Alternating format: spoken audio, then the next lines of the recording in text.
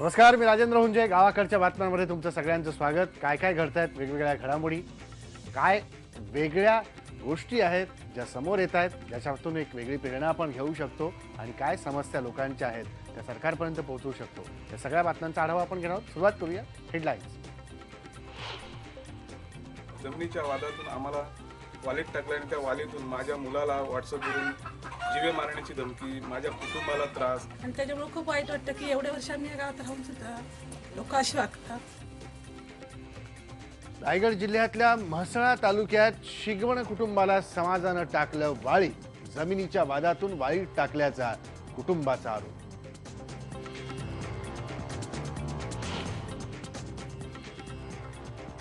सलग 3 वर्षांपासून दुष्काळाचा सामना करणाऱ्या मराठवाड्यातल्या शेतकऱ्यांसमोर जनावरांच्या चाऱ्याचा प्रश्न. तर उस्मानाबादमध्ये दूध उत्पादनही घटलं. सहकारी दूध संघही बंद झाल्यानं बळीराजा संकटात. वसई तालुक्यातल्या तानसा नदीत बंधारे नसल्यानं शिरलं समुद्राचं खारं पाणी. खरीप पिकं वाया जाण्याची शक्यता. पैठणीच्या व्यवसायात बनावट पैठणींचा शिरकाव झाल्यानं विणकर अस्वस्थ. येवल्यात काळी फीत बांधून केला निषेध.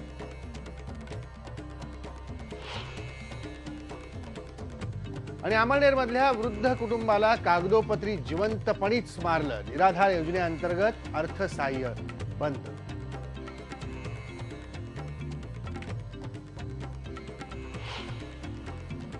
रायगड जिल्ह्यातल्या जात पंचायतीच्या जाचाचा मुद्दा पुन्हा ऐरणीवर आलेला आहे. इथं जमिनीच्या वादातून पंच कमिटीनं शिगवण कुटुंबाला बहिष्कृत केल्याची तक्रार करण्यात आली आहे. रायगड जिल्ह्यातल्या म्हसळा तालुक्यातल्या कोंझरी गावातले संदेश रामजी शिगवण आणि यांचं किराणा मालाचं दुकान आहे.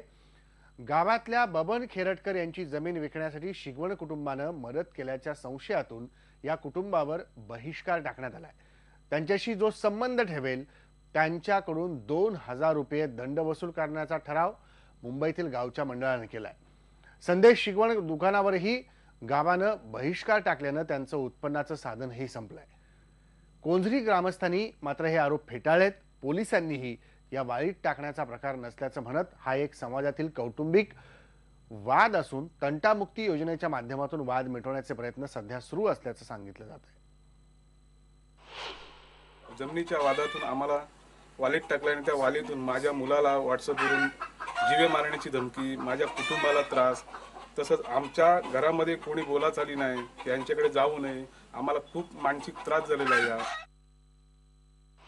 सर्व सांगतात की तुझं मर्डर करू तुला. आणि मला पण गलिच्छ शब्दात खूप माझ्याकडून SMS वगैरे माझ्या म्हणजे मुलाला दिलेले. मला खूप माझी इज्जत म्हणजे खूपच ह्या म्हणजे गावाच्या मुलांनी हे केलेलं. पण त्याला सपोर्ट दुसऱ्या लोकांचं पण असेल.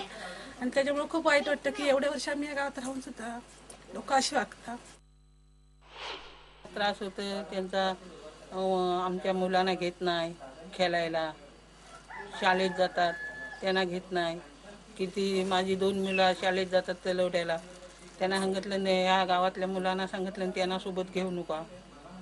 आणखीन माझ्या मुलाला माझ्या नातवाला गणपतीत मारायला आलं इथं या अंगण्याशी. आणि आमची कोण बोलत नाही, चालत नाही, कोण नाही. गुरं होती एका जागी, ती वेगळी काढलं जागी. गावकऱ्यांनी मात्र बहिष्कार टाकल्याचा आरोप फेटाळलाय. कम्प्लिटली चुकीचं आहे ते. त्यांनी कधीच अजूनपर्यंत सगळे बोलत आहेत त्यांच्याकडे. मुलं बाळ सगळे येत आहेत, पाणी पण भरतं, सगळं काय सगळं सुरळीत चाललेलं आहे. आणि या खोटे आमच्यावर आरोप टाकले त्यांनी. आणि या सगळ्यावरती आता पोलीस काय म्हणतात ते बघूया. मुख्य मुद्दा याच्यात असा आहे, जमिनीचा एक वाद आहे. ती 6 एकर जमीन त्यांनी 2010 मध्ये एकाने विकलेली आहे. त्यांचा संशय आहे की शिगवण यांनी ती जमीन विकण्यास मदत केलेली आहे. आणि यामुळे त्यांच्या मनामध्ये मतभेद निर्माण झालेले आहेत. महात्मा गांधी तंटामुक्त समितीच्या मदतीने आम्ही पुढच्या आठवड्यामध्ये मीटिंग लावून त्यांच्यावर तोडगा काढायचा प्रयत्न करणार आहोत. अवकाळी पावसामुळे राज्यातला शेतकरी हवालदिल झालेला आहे. बघूयात या संदर्भातल्या काही बातम्या.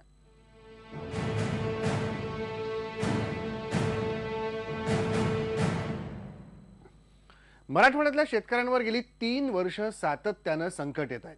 आधी दुष्काळ, मग गारपीट, मग अवकाळी पाऊस आणि आता पुन्हा दुष्काळ. यामुळे मराठवाड्याला पुरतं घेरलंय. परभणी जिल्ह्यात शेतकऱ्यांबरोबरच जनावरांनाही याचा फटका बसतोय. सध्या चारा मिळत नाहीये किंवा जो मिळतोय त्याचे भाव देखील कमालीचे वाढलेले आहेत. त्यामुळे जनावरांवर भटकंती करण्याची वेळ आलेली आहे. त्यामुळे येणाऱ्या काळात मराठवाड्यातल्या शेतकऱ्यांसमोर चारा टंचाईचं मोठं संकट असणार आहे. परभणी जिल्ह्यात गेल्या वर्षी दुष्काळ पडला होता. त्यामुळे जिल्ह्यातल्या 750 गावांपैकी 570 गावं आणि 142 वाडी तांडे दुष्काळग्रस्त झालेली होती. त्यानंतर गारपिटीमुळे शेतातली हाताशी आलेली पिकं भुईसपाट झाली. ज्वारी, बाजरी, कडवळ, मका या पिकातून जनावरांचा चारा मिळतो.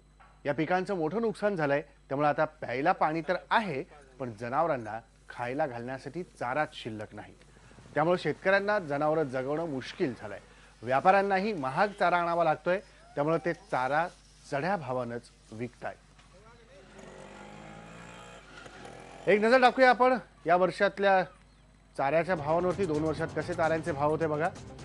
2013 मध्ये 100 कडब्याच्या पेंडीचा वळईचा भाव होता 1400 ते 1500 रुपये.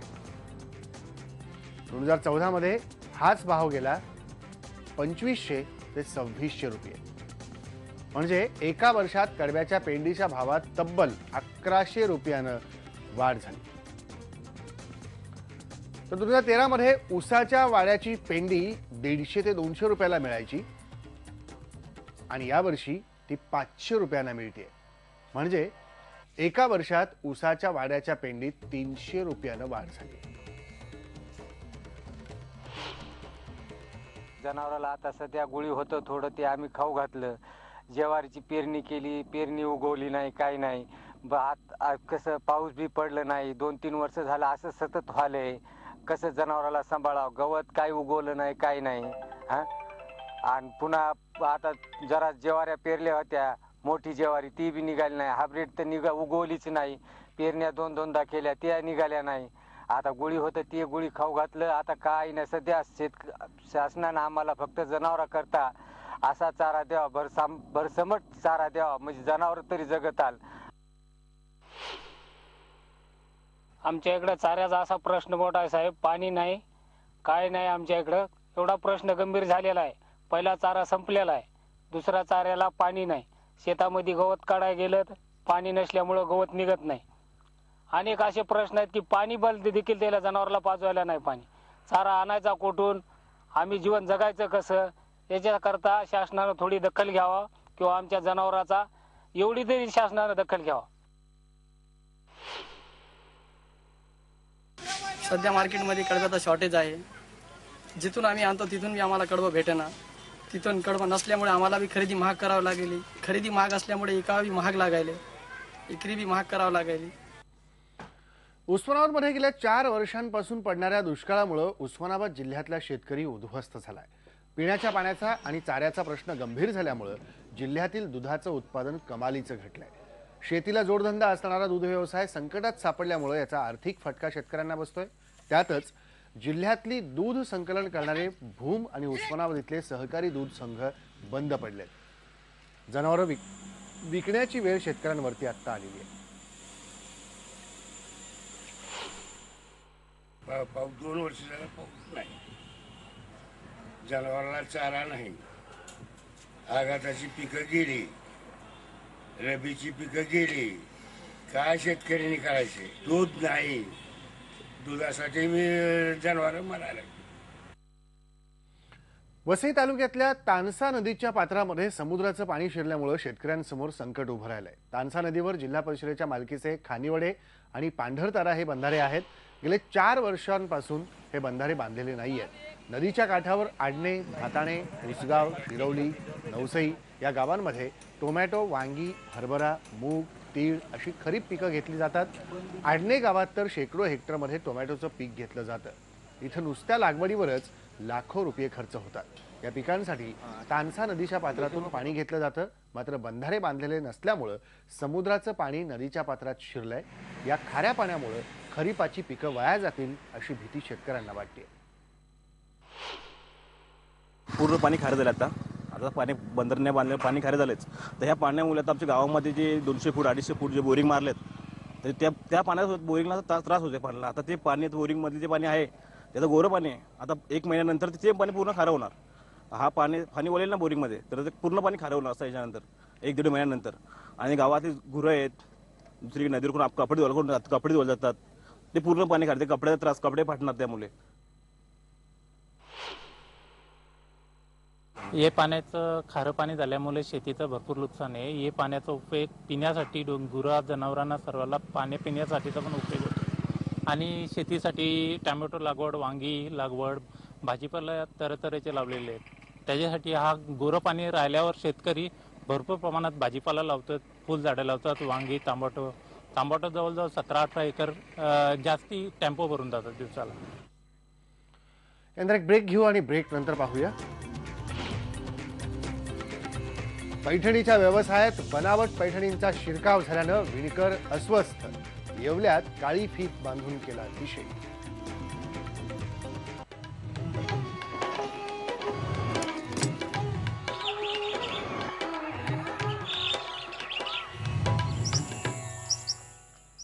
आताच्या मॉडर्न युगातही महिलांचं पैठणी साडीवरचं प्रेम कमी झालेलं नाहीये. पण पैठणीच्या व्यवसायात आता बनावट पैठणीचा शिरकाव झालाय.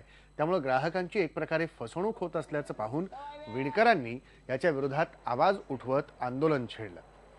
येवल्याच्या घराघरात जरीपासून पैठणी साड्या बनवण्याचे काम हजारो विणकर करतात. पण आता बनावट पैठण्यांमुळे विणकर संतापलेत आणि त्यांनी याविरोधात आवाज उठवलाय. तर दुसरीकडे कोणताही व्यापारी बनावट पैठणी विकत नाही असं मत व्यापारी दिलीप खोकले यांनी व्यक्त केलं. 4 ते 5 हजार लोक याच्यावर पोट भरतात. यांचे पारंपरिक चाललं पाहिजे. नाहीतर कसं होईल, गिऱ्हाईकांना फसवल्यामुळे काय होईल, पैठणी ही बदनाम होती. ही बदनाम झाल्यानंतर पेट बसून जाईल. आमची एकच विनंती आहे की यांनी ओरिजिनल आणि डुप्लिकेट हे सांगून सवरून विकावा. भले ते 5,000ची साडी त्यांनी 25ला द्यावं, त्याच्या आम्हाला काही हरकत नाही. आणि अशा आहे की इथे ना पैठणी घेण्यासाठी मोठा ग्राहक येवल्यामध्ये येत असतो. त्यांना आपल्याला रिअल पैठणी मिळेल, पण इथले व्यापारी जाणून बुजवून बाहेर पेठामध्ये जाऊन संगीत तिथल्या साड्या इथे आणतात, त्यांच्या मागे पैठणी नाव लावतात आणि त्या ग्राहकांची फसवणूक करतात. त्यांच्याकडे त्यांना खोटी पैठणी त्यांच्या माती मारतात आणि भ्रमसाट पैसे उकळतात. हे जे लोक करतात यांनी व्यवसाय जरूर करावा, परंतु पैठणीच्या नावाखाली यांनी कुठलाही असा प्रकार करू नये. आणि पैठणी फक्त एकच पैठणी साडी आहे, बाकीचे ह्या लोकांनी त्यांच्या हिशोबाने नावं दिलेली आहे. व्यापाऱ्यांना मात्र बनावट पैठणी विकली जात नसल्याचं वाटतंय. पैठणी घेणारे येणारे जे कस्टमर आहे त्यांचा रेंज प्रमाणे सगळे दुकानदार पैठणी दाखवत असतात. कदाचित त्यांचा रेंज कमी असेल तर ती सेमी पैठणी त्यांना दिल्या जाते. अगदी प्युअर पैठणीच्या नावाखाली डुप्लिकेट पैठणी तर असं प्रकार कदाचित घडत नसेल, आणि घडला असेल तर त्याची माहिती मिळून जाईल. जळगाव जिल्ह्यातल्या अमळनेर तालुक्यातल्या वाघोदा गावातल्या एका वृद्ध कुटुंबाला सरकारी यंत्रणांनी जिवंतपणीच मारलाय. पोपट पाटील आणि मथुराबाई हे निराधार वृद्ध कुटुंब या वाघोदा गावाचे रहिवासी आहेत आणि त्यांना 2009 सालापासून इंदिरा गांधी राष्ट्रीय वृद्धापकाळ योजनेतून दर महिन्याला 600 रुपये आर्थिक मदत मिळत होती. पण गेल्या 9 महिन्यांपासून त्यांना हे अर्थसहाय्य बंद करण्यात आलेलं आहे. त्यामुळे म्हातारपणी काम होत नसल्यानं जगायचं कसं असा प्रश्न या कुटुंबाला पडलाय. आम्ही साहेबकडे गेलो, ते सांगतो तुमचे पगार बंद केले. आम्ही तहसीलकडे गेलो, त्यांनी सांगितलं तुमचं मैत देखलेलं आहे. मग आम्ही कसं काय वागायचं, आम्हाला कोण वागेल, आम्हाला खायला नाही. आम्ही अपंग माणूस आहे आणखी, आम्ही म्हातारे झाले. आमचे 70-72 वय आले माझी. आमच्या खायला काहीच दुसरं बा. आम्ही 8-9 महिन्यापासून पगार नाही सुद्धा. आम्ही परत गेलो बा आंबड्यासून. अजून बी बोलायला लागेल का, आम्हाला काही काम होत नाही, धंदा होत नाही. एक ब्रेक घेऊ आणि ब्रेक नंतर पाहूया. शिक्षणासाठी लातूर जिल्ह्यातल्या एका तांड्यावर राहणाऱ्या तरुणीचा लढा.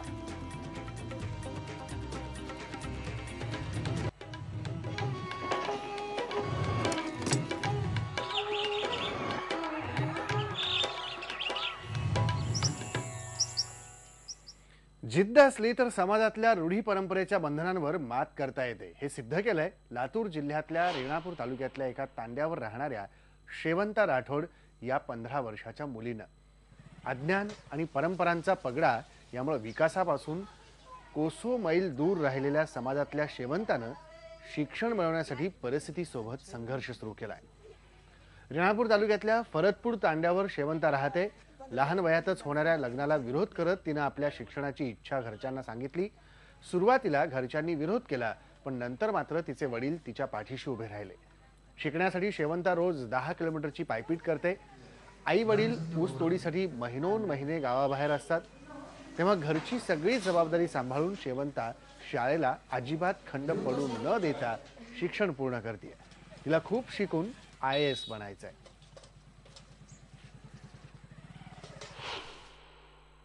शेतातलं पण करते, घरचं पण करते, आजी आजोबाचं करते, भावाचा सांभाळ करते।